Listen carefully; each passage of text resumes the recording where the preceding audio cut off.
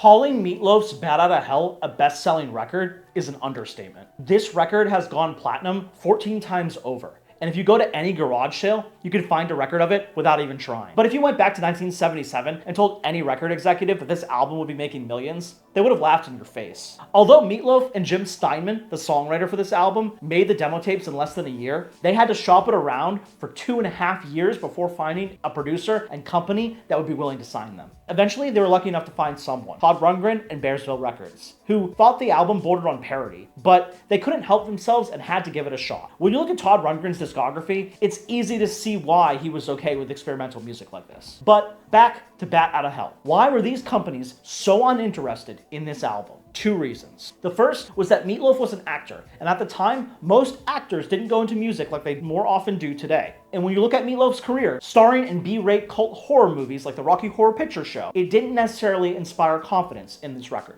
But the second reason was more important to the labels. The producers thought that Jim Steinman didn't know how to write good pop songs. Labels said that they were too complicated and that the audience couldn't handle the length with no clear structure. And you can see where they're coming from when you listen to a song like Bat Outta Hell, clocking in at 10 minutes, or Paradise by the Dashboard Light, clocking in at 9, each with several movements throughout, including long instrumental breaks and spoken word elements. But if you look at just the length of the songs or the structure, you're missing the point of what later made them so successful. It's unfortunate, but record companies at the time were so focused on the details, they didn't see the bigger picture. And the bigger picture was this: Steinman knew his audience and who he was writing for.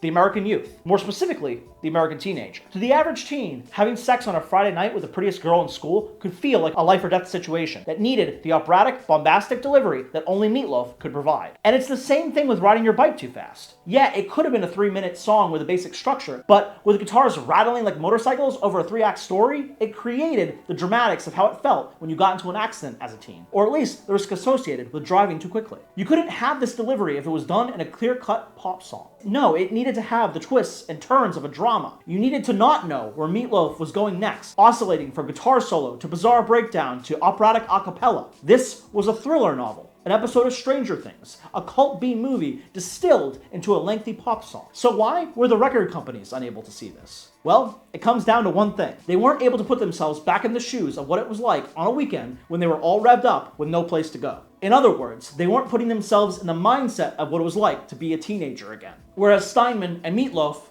they never left that mindset. And although many may tell you that you need to grow up, when it came to these musicians and their ability to connect with their audience, growing up was the worst advice that you could ever give them, especially when you look at how successful this album was. What about you? Why do you think Meat Loaf's Bat Outta Hell is so successful? Have you heard the album? Did you like it? Tell me in the comments below. Thanks for watching. If you enjoyed this video, please like and subscribe. I can't keep doing this without your help or support. I hope this helps. I love you all.